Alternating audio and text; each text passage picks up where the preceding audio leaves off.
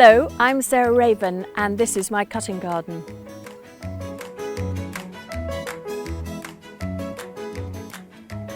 I really love dahlias because you get them in almost every colour, all the nicest colours anyway, the rich kind of Venetian-y colours, and they come in an incredible array of shapes, and I suppose most of all they make good, if not very long-lasting cut flowers, and they're just unbelievably glamorous and generous, so the more you pick, the more they flower. Dahlias are the easiest of all plants to grow. The reason is that they're like a potato really, they're like a tuber, and they put up their leaves and then their flowers. All you have to do literally is stake them, and then if it's unbelievably dry, every so often we might put some water on them and might give them a feed, but to be honest, if you've put loads of manure in the ground before you plant them, you don't even need to do that, because whenever it rains, the manure absorbs the water and slowly releases the feed. There are so many different varieties, it's a massive group, and actually it's ever expanding, and what you need to learn about classifications is it's based on both the size of the flower and the shape of the flower. So in terms of size, they go from a little thing which looks like a drumstick, which is the ball and pom-pom group, and they're small and literally like a ball, so that's the shape and the size, but they go up to something that's called a dinner plate variety, and it's like a dinner plate. And then in terms of their shape, so you've got the ball and pom-pom, you've then got the cactus, which are like crazy sea urchins or sea anemones, and then you have the water lily, which is self-explanatory, and they've got quite few broad petals like they would float on the water. And then decorative varieties have more petals and they tend to be edging up to the bigger end of the scale.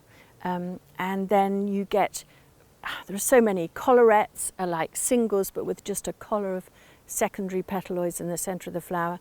Then the singles, which are as they sound, and the very famous family called the bishops, which have got lots of different varieties I can show you, are the singles. And then finally the ones that we grow a lot here as a varieties called the anemone flowered dahlias, and they look like they've got a saucer of flowers, but then bang in the middle, it's almost like they've got a kind of anemone in the middle of that. And they are one of our favourite groups because they last quite well in a vase, not brilliant but quite well, but they are fantastic for pollinators because every one of the tubes in the middle of the flower is full of nectar, and if you do a butterfly or bee count on any of the dahlias here, it's always that group that has the most. So we plant our tubers here in the middle of March. We've tried doing it earlier and they just don't start growing earlier, so you really don't need to get them into a pot. And the tubers, which look like a bunch of salamis in a delicatessen or a bunch of sausages, you don't want to crush them, so you need a 3-litre pot on average. Whack them into that and then just leave them growing under cover until the middle of May when the frosts are over, and then out they go. And then here we treat them as perennials, so we don't lift them like kind of old-fashioned allotment gardeners might do and bring them in and then plant them out again the following year. We just leave them in and they're completely like perennials, but we mulch them deeply, that deeply, in mushroom compost or our own compost over the winter. And it's like adding togs to your duvet. If you're a bit chilly, you add a thicker duvet. It's exactly the same thing. It just protects them through the winter. I have so many dahlias that I love very much, but I think, and it changes every year which are my favourites, but definitely at the moment I'm completely in love with a variety called Molly Raven that's named after my daughter, and I love her very much, but it just turns out to be an incredible dahlia. So this is Molly Raven here, which is just really beautiful. When I first saw it in the trial, it reminded me of Venetian marbled paper, and I completely fell on it and brought it back here to grow, and only then did it emerge that it has an incredible vase life, which is really unusual for dahlias. I mean, up to 10 days if you keep it cool. So that's an absolute cracker, and I love its dark ebony stems and the dark flush over the foliage, so I think it's pretty hard to beat actually. So snails and slugs love munching a dahlia, so you've got to be really careful with that. And so you can use the conventional things like slug pellets. We don't use them here because we're organic. And what we do instead is what you'll see here is lots of things that birds love to feed on through the beds.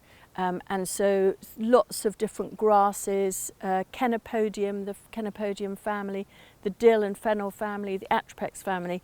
And that means that the birds come in, they eat the slugs and snails and the bugs, and you really don't have to worry too much. But the other thing is, don't plant them in really dense herbaceous borders, because that's where the slugs and snails will live in the daytime, and then they'll come out and munch your dahlias at night. The second thing is, don't worry about earwigs. People tend to put a cane with a pot on top full of straw, and that is almost pretending to be a dahlia, and the earwigs go up into that, and you can then either put them on your compost heap or burn them. But I do the opposite of that now. I really encourage earwigs into the garden because I found that they eat all the aphids. And then I also adore another variety called waltzing Matilda, which is small, so it's really good for pots and for a border edging, and it's single, so it's brilliant for the pollinators. This is waltzing Matilda, and so it opens this colour and then fades to that, and at both stages it's utterly beautiful because it's about half the size of quite a lot of the others, if you look, like that one over there. So if you're growing them for cut flowers, you just want to keep picking as often as you possibly can. And if you don't get to picking them, then you need to deadhead, because if you leave the dying flowers on the plant, it takes the energy out of it and it stops flowering so much. So we try and go through here and pick literally every plant once a fortnight at least, if not more. And if not, as I say, deadhead them. I also love the one that's named after me, called Sarah Raven, because it has this rather classy mix of colours and long black ebony stems, so it's very elegant in a vase. This one is called Sarah Raven, and this one, and I love this again because it's got these not as dark leaves as Molly Raven, but these long ebony stems, and again it's got a good vase life. And I love the fact that it's got this dark ruby colouring in the centre going out to terracotta around the outside. So I find this, I can put it with almost any colour. It can go with a sort of rich Venetian lot, but also it can go with a sort of more nude, the sort of trendy colours, the so-called skin tones, horrible name, but the sort of apricots and peaches and stuff, because it's got those two in it. And it has a good vase life, and you can see by it's got good pollen and good nectar in there.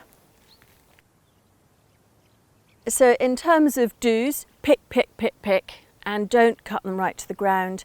Try and cut them above a pair of leaves, or even better, if you can see a bud somewhere on the stem, cut to that, because that will be next week's flower. And do stake them, absolutely crucial, because if you get a wind like we had in the last few days, they just end up collapsing onto the path. So they really need to be supported, they're quite brittle. And do mulch them through the winter, because that will protect them and they become perennial. I adore the crazy one, which is like a sort of ascot hat on Ladies' Day. It's like this big, called Emery Paul, in a bright pink. It's totally over the top. So I love the classy, but I also love the complete circus crazies. Crazy dude called Emery Paul, and you just need one of those in a bowl, ideally contrasting colour, acid green or turquoise, on your kitchen table, and you've got a flower arrangement. I mean, they're just splendid.